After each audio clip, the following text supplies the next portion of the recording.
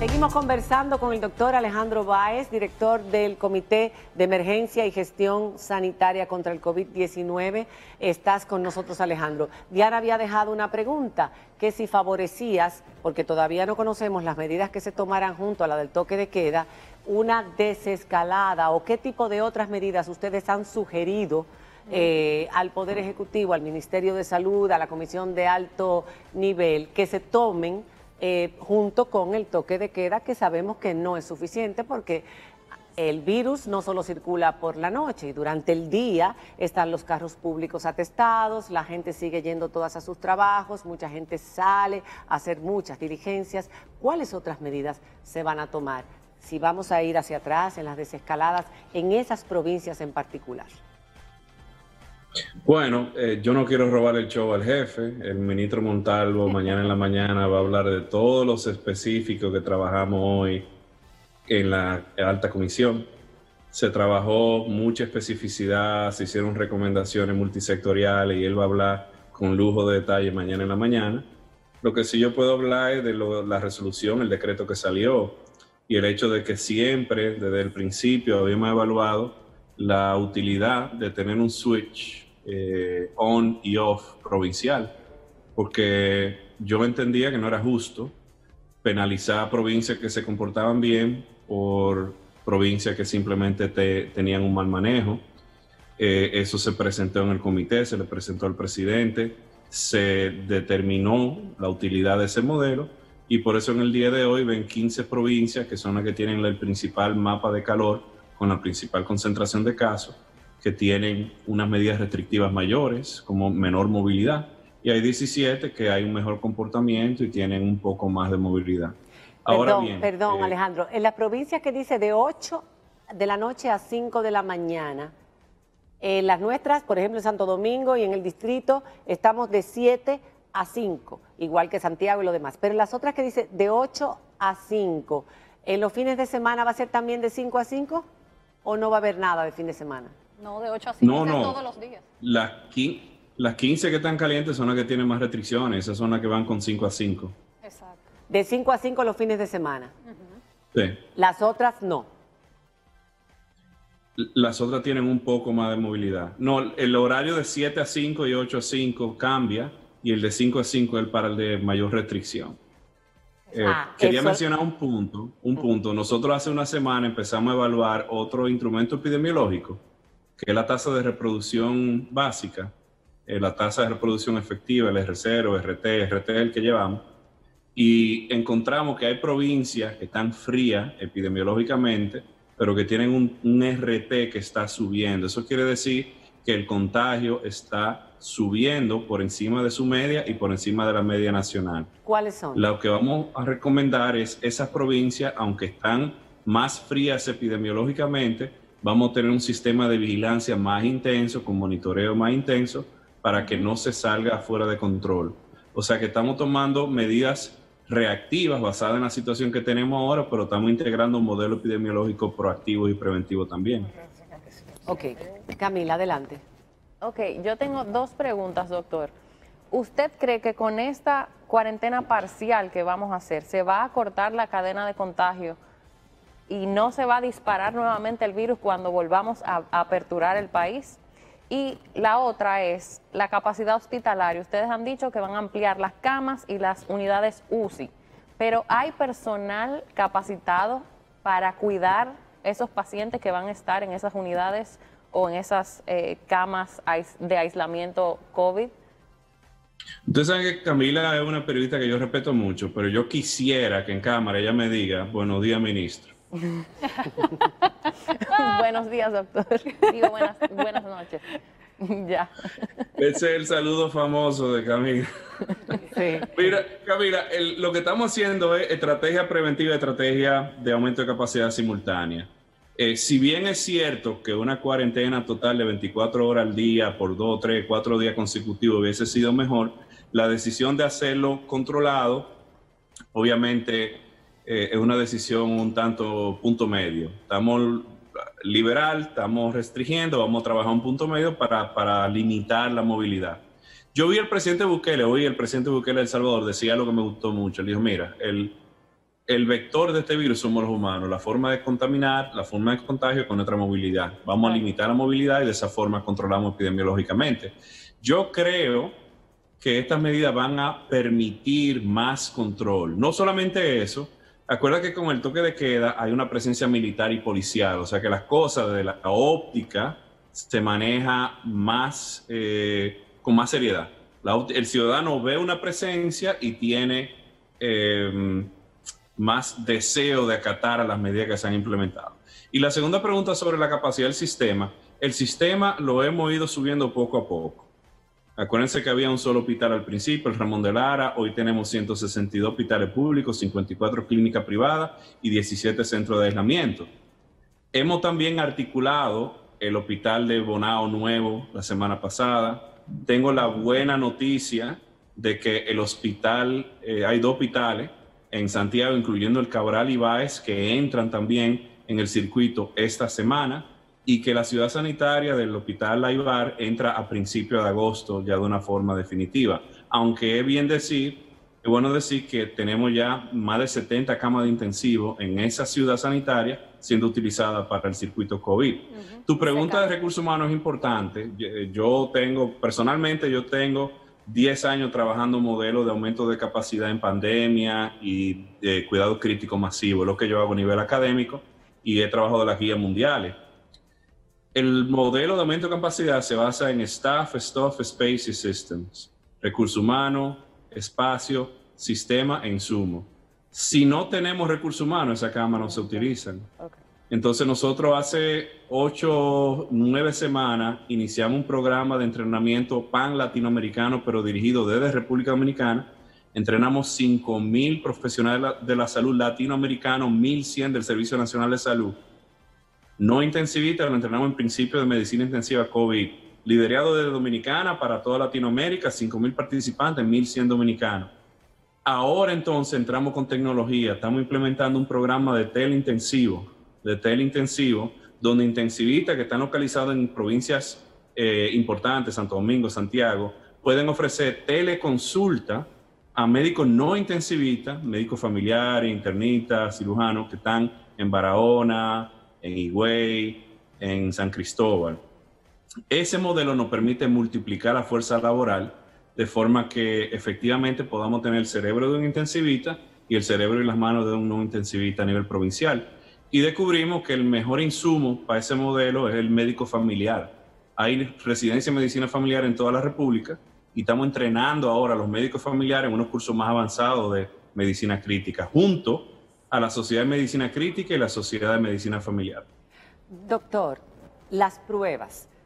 Seguimos pensando que las pruebas son fundamentales. Hoy se dio la noticia de que Salud Pública, el laboratorio, se había quedado sin los insumos. No es la primera vez. Los laboratorios privados, sobre todo Referencia, que es el que tiene la mayor cantidad de pruebas PCR, está muy difícil. Es fundamental que se siga ampliando la capacidad de pruebas. ¿Por qué el Estado vuelve a quedarse sin pruebas? Lo cual hace que se reduzca nuestra capacidad de hacer las pruebas para realmente poder cortar la cadena de contagios simultáneamente con las medidas que se tomen. Y por otro lado, a estas alturas nos habían dicho desde el principio que las pruebas no iban a ser lo más importante, que lo importante iba a ser detectar la enfermedad en una primera fase para evitar que los pacientes lleguen tarde a los hospitales. En ese sentido, ¿qué tipo de medicamentos se han sumado al protocolo? Porque la ivermectina, que aún no está probado que realmente funcione, pero se está utilizando en las clínicas privadas y en las atenciones privadas en grandes cantidades en este país. Si ese medicamento se ha contemplado, como en el pasado se contempló la hidroxicloroquina y se usó sin haber tenido los ensayos clínicos que probaban que era realmente efectivo, como método compasivo. Esas 2 preguntas, pruebas y tratamiento. Bueno, la prueba hemos seguido trabajando el aumento. Ustedes saben que al principio hacíamos 100 pruebas diarias, ahora mismo estamos en 3.200 a 3.300 pruebas diarias. En ocasiones, en este mismo programa, yo he hablado del shock económico que ha creado impacto a nivel de línea de suministro y logística en el mundo entero. Y hay una serie de cosas, lo que nosotros tenemos mucho tiempo evaluando, que se llama capitalismo en desastres. Yo no sé si ustedes saben eso, pero los suplidores de reactivos te dicen, ok, tú quieres 100,000 pruebas hoy, tú tienes que depositarme $750,000 hoy. Si tú no lo depositas hoy, mañana yo no te lo despacho y se lo despacho a Colombia y se lo despacho a México. Así es. Esa agilidad a nivel de compra no la tiene ningún estado, la tiene el sector privado. Eso hay que entenderlo. Sin embargo, nosotros hemos diversificado la oferta de pruebas. Tenemos 22 máquinas GeneXpert que son Point of Care PCR repartidas a través del Sistema Nacional de Salud. Hemos optimizado laboratorios públicos y privados. Tenemos el primer modelo académico público con el laboratorio de UNIBE que entra mañana en el circuito con 1,000 pruebas al día, articulado con el Servicio Nacional de Salud. Hemos trabajado con el sector privado para crear un laboratorio regional en la Pucamaima, para también darle servicio a nivel regional. Todo eso se ha trabajado. De lo que yo no puedo hablar es del laboratorio nacional. Yo no tengo competencia ni conocimiento de las razones por las cuales el Laboratorio Nacional opera de esa forma y me excuso, pero eso es un tema para el viceministro Puello y el ministro Sánchez Cárdenas. A nivel de prueba hemos hecho todo lo posible para optimizarlo y se ha trabajado no solamente un ministerio, múltiples ministerios. Atención. Tenemos las pruebas rápidas, que aunque tienen su limitante, también tenemos casi 50,000 pruebas rápidas hechas y entran al circuito 75,000 pruebas más, que tienen cierto valor y cierta validez. Lo de la prueba ahora, hoy día, sí yo tengo que excusarme. Nosotros, con el aumento de demanda de prueba, el modelo operacional que funcionaba para 200, 300, 500 pruebas, no resultó tan funcional para 3,000 pruebas. Era un modelo donde la gente llamaba, se le hacía un screening y se despachaba personales a la casa de esa gente. Sí. Es un modelo logísticamente complicado y costoso. Y eso nos creó un cuello de botella en las últimas semanas. Okay. Y si se fijan, desde la semana pasada hemos implementado el modelo de carpas, donde las personas llaman, se les da una cita y en vez de ir a la casa y esperar que lleguen a la casa, las personas pueden visitar múltiples carpas que hay. Vamos a articular 16 carpas más con el Servicio Nacional de Salud y con UNIBE y vamos a ir aumentando ese modelo de carpas también.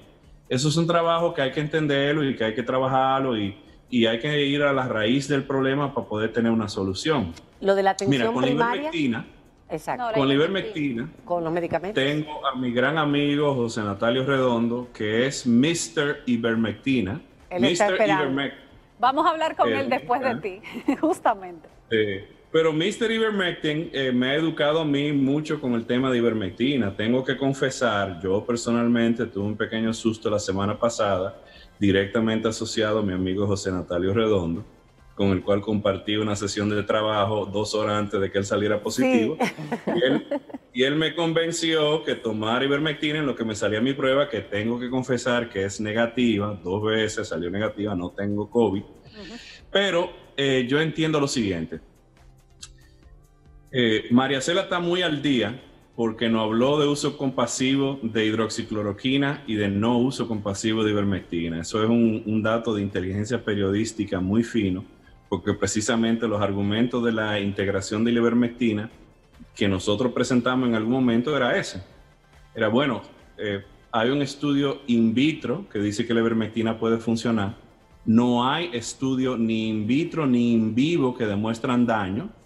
Se está usando en otros países. Vamos a considerar estudiar el impacto de la ivermectina, iniciando con un modelo off-label o compassionate, pero monitoreando el impacto a nivel científico de esa molécula, de ese medicamento.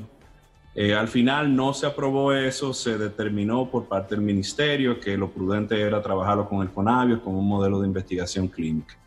Esa es la razón por la cual no ha sido oficializada dentro de los protocolos establecidos por el Ministerio de Salud Pública. Doctor, finalmente, de mi parte, creo que tenemos que terminar. Las proyecciones para las próximas semanas, quizás los próximos meses, hemos visto la positividad aumentando rápidamente. ¿Cómo va a incidir eso en los fallecimientos en República Dominicana y en la ocupación de cuidados intensivos? Sí, bueno, con el aumento de número aumentan ambos. Nosotros estamos aumentando la capacidad hospitalaria Hemos entrado nada más la semana pasada 500 camas nuevas al sistema, 187 de intensivo. Conseguimos que el sector privado aportara 22 camas más solamente en Santo Domingo, 10 plazas de la salud, 12 de un centro privado. Tenemos entonces más de 200 camas que se han articulado ya esta semana y se sigue trabajando.